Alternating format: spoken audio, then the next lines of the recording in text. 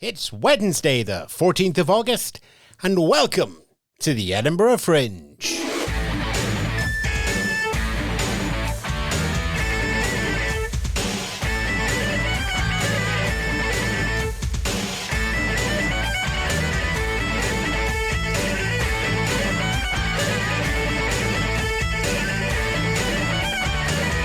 Yes, it's a good afternoon, good morning, good evening from a sunny Edinburgh. Yes, 4 seasons in one day.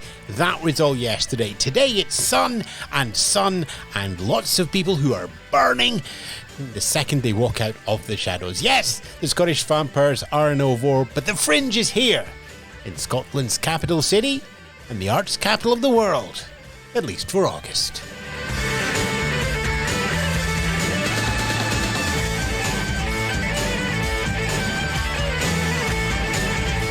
I mean, it's the Fringe is in absolute full flow just now. That's why I'm going. It's because there's shows going on, there's tickets coming through, there's reviews to write, there's opinions to read, and there's so much going on in the city. I just want to take a moment and just remind you just how big the Fringe is. This year, over 51,000 curtain calls throughout August. That's how many performances in total there are. And it goes over 262 venues. I know there's always the talk about the big four, the ones at the top, the mega venues. But when you consider, once you knock off all of those big venues, you've still got about 250 left dotted throughout the city. And that's what makes the Fringe so exciting, so wonderful. So do your best to sort of get out of those sort of big four, out of that central area around Bristol Square, and discover something else.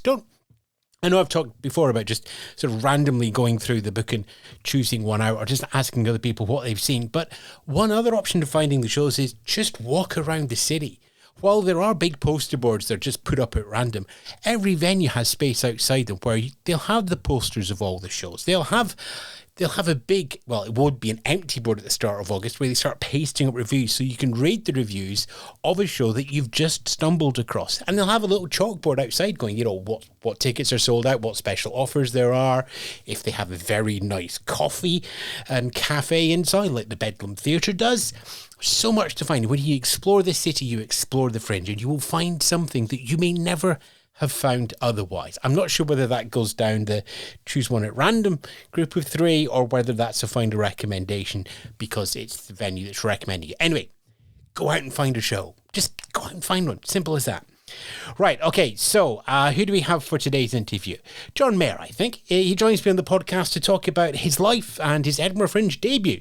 He's been a performer for 8 years, but this is the first time he's bringing an hour material to the festival. It's a show called Big Year, and it's an opportunity for John to look back over his life, where he grew up with his family on an island just off the coast of Ireland. That always gets me tripped up. Moved to Belfast. This was during the end of the Troubles and the start of the peace process, then moving to England, finding love, and just everything that happens through that. It's like, you know, I ask him, is he a storyteller or a comedian? It's the first question up in the interview, so you will find out the answer there. But we talk about that, his approach to writing, why it has to be personal, the various culture shocks that he's experienced throughout his life, the aforementioned finding of love, and then looking back on his life to find the good times. John Meagher's Big Year.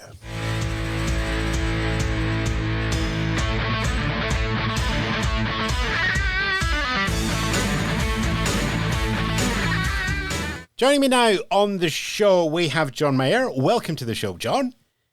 Thank you very much. There's so many different places to start from with this. It's a press release that tells a story in itself, and you've mentioned to me before the interview, it doesn't give away anything of the sort of big moments of the show. But your show this year, Big Year, is such a rich vein of storytelling. Are you a storyteller? Are you a comic? Are you a performer? Yeah, I suppose. I don't know. It's interesting that I keep getting called a storyteller.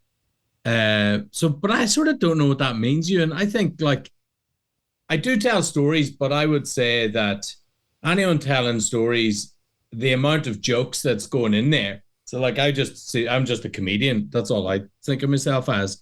So whenever I'm telling a story, I would like to think that it's not, you're not waiting minutes for some sort of a laugh in there. My whole thing, I want people to have a good time and be laughing. There is heavier parts in it, any kind of an horror show, I think will have that. But yeah, so yeah, I tell stories, but I write lots of jokes. Okay, so let's go with the comedian. But what we've got here is an hour of a lot of your life. This isn't somebody sitting down to write a script to be funny. This is a retelling of a life. Yeah. I have no idea how people can write material about stuff that just is, every day, about observational material. I think those guys are, I don't know, there's something weird about them. One-liner guy, I don't know. I can only write about stuff that I've seen or has happened to me, is how I feel like it. I'm just not built to do the other thing. Or I'm also lazy. That will also come into it. So yeah, so my material all comes from my life. So, and this is my debut at the Fringe. Even though I've been performing for like 8 years solid, I've never took a solo show up there. So it just has kind of worked out as this is kind of a story of me growing up and into where I am now. Give us some of the beats. What are some of the points of that story which you're like, well, it doesn't matter what comedy or everything else I write in, these are the parts of my life that are anchored into this hour? The whole thing is about growth in a way. So it starts off, I start talking about where I'm from. So originally, I was born in the west coast of Ireland. My family are from an island community there in a place called Clew Bay, which is where, for context for people listening, if anyone has seen the movie The Banshees of Inisherin, that was filmed there. And but whenever I was a kid, we moved to Northern Ireland in the sort of late 80s. So I went from this, green paradise where, nothing bad ever happened there really. And, complete, we had a little farm and that kind of community, to then Northern Ireland at the height of the Troubles, basically. And so, I talk about that, the difference, like that kind of strange, the differences between those two places and the culture shock. There's lots of culture shocks involved in it. And then, yeah, so I talk about growing up in Northern Ireland, the late 80s, early 90s, what that was like, sort of catching the tail end of what was happening there and the violence, but then also seeing the peace process happen and coming out of it, and then moving to Britain a few years ago, which is another culture shock. And this is where I've settled here in England now, and then it turns into a love story of meeting my partner and how that happened and where it went. So it carries the whole, it starts with me being born and ends up with me on stage. There's such a wide range of appeal to an audience there, because you have the love story that's going on there. You have this sort of grand odyssey through your life, and then you've got, there's a huge reign of politics that's running through the middle of this. Ooh, where shall I start? Because I've quite a few questions. Let's go with this one. The audiences can be quite young. Get that history over to them. Well, honestly, not to be flippant about it, but I feel like younger people now have got more context almost than people my age. It's certainly when I'm performing it in England anyway, because maybe this is, I don't know if this is real or not, but my feeling on it is they're more sort of used to looking up things that have happened. The internet has made sort of knowledge more widely available, whereas people my age and maybe slightly older, growing up, you had what came to you on the news, and that wasn't necessarily representative of what actually was happening at times. And that's the same with audiences in the Republic of Ireland, by the way, who also didn't know, or didn't want to know what was happening. So I feel like in my job, in a way, is like it's up to me to give you the context, so I don't assume any knowledge at all from anyone. And you don't have to have a degree in history or politics, and I have got no care in the world for how somebody views the world and somebody else does. Like, this is my lens, so I can't I try as much as possible at every point to give you the context of what was happening for me at the time, rather than for who knows what bomb went off when, and what date the peace process happened. Like, I mean, that's interesting, but not for this show, I suppose. What is it like looking back on your life in Northern Ireland then? Because you'd be looking back with a more mature feeling to you being younger. And I assume just a little bit more headstrong. It's interesting, I think anybody who grows up in conflict, and this isn't just in like with a war going on, but I'm like, if you grew up in a violent household, I think people understand when you're young, that's just your life. So you're not thinking of it as any big thing. You're just getting through. Like, quite a lot of what you have to do is just to get through it.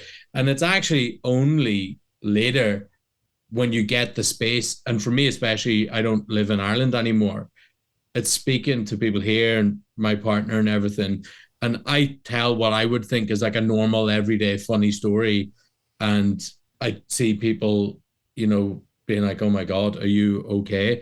So you don't even, you don't understand how different it is. And I also made, I don't know if you know, but I made a radio show earlier this year, which I pitched this as a very lighthearted, funny show. So, and this is not mentioned in the Fringe show at all, so slightly different. But basically, there was a group of devil worshippers in the town I grew up in the early 90s. So I remembered these devil worshippers. And I always thought back and was like, what was that? Like, what was that? What was that? It's such a weird thing.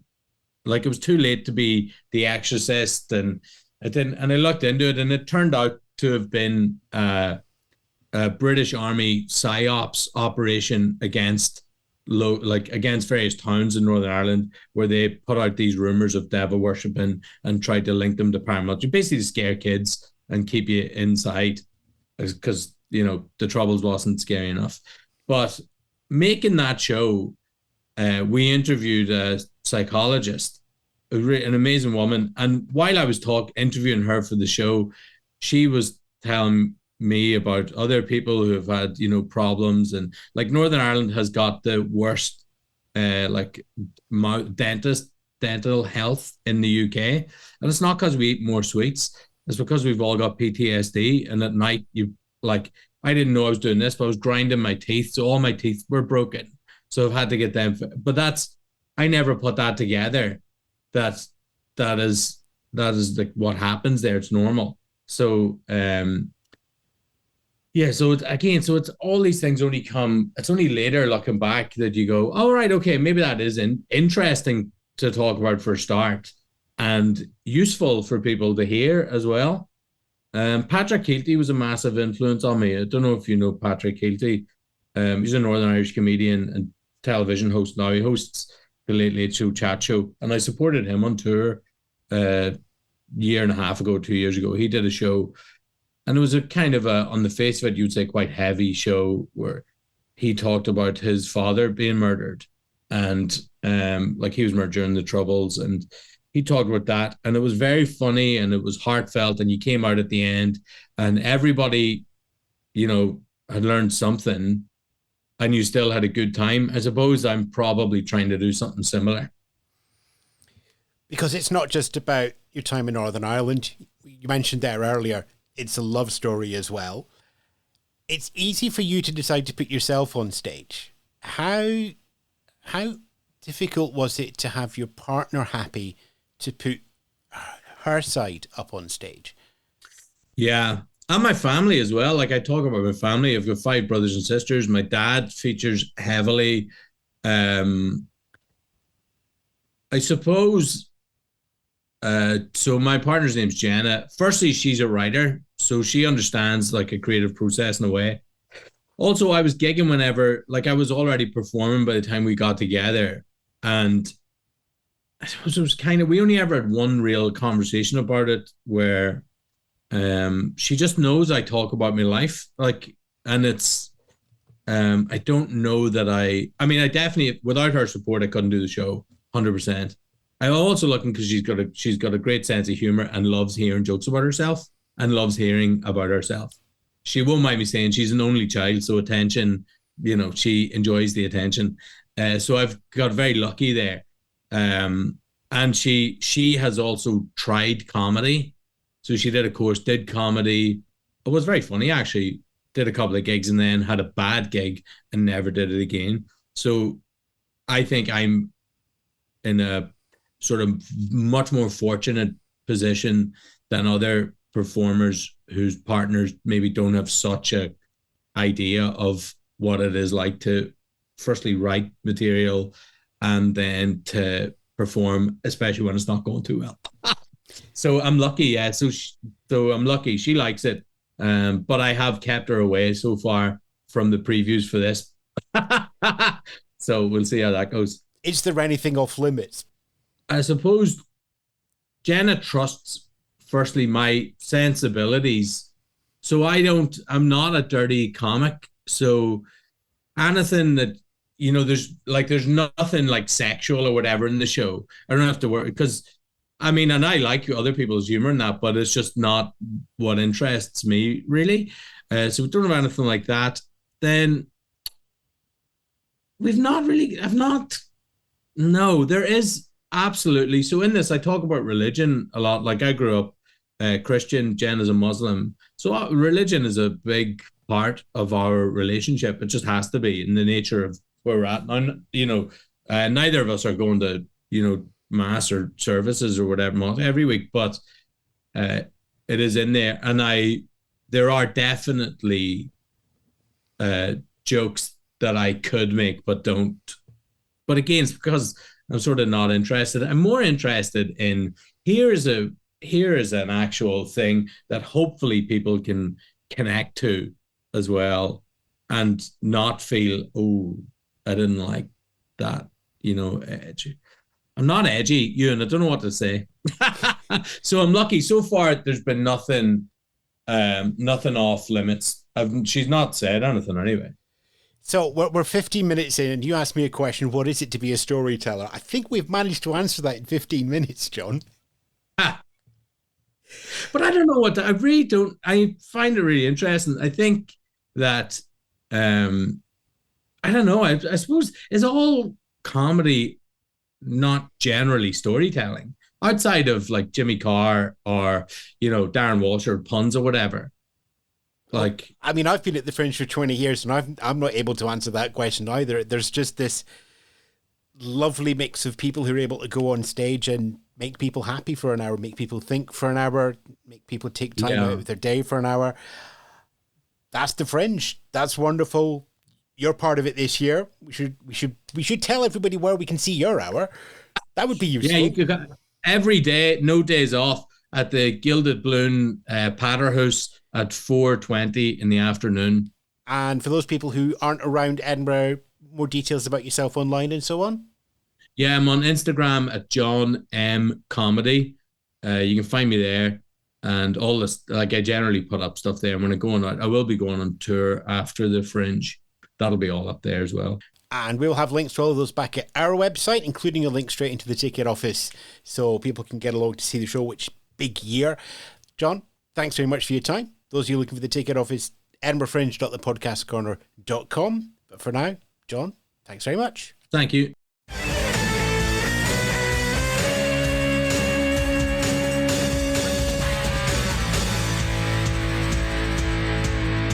John Meagher there with big year. As he said, it's playing at the Gilded Balloons Pata House, which is on Chambers Street. It's the old Adam House, because every building in the Edinburgh Festival Fringe has a different name in August to the ones we use for the other 11 months of the year. Runs at 4:20pm through until the 26th of August. Ticket links as always on our website, edinburghfringe.thepodcastcorner.com, and to John's websites and internet presences as well. As I said, it's a busy time. I've stopped at the microphone. I'm running back out again. So hopefully I will catch you at the Fringe or beyond. Link, like, love, share, subscribe, the usual invocations and requests that go out in any of today's modern social media. Thanks very much for yours. Always appreciated.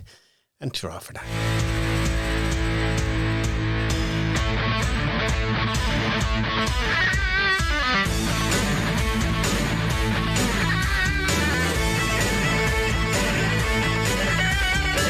You've been listening to the Edinburgh Fringe Show, hosted by Ewan Spence, produced by Spence Media and Radio 6 International.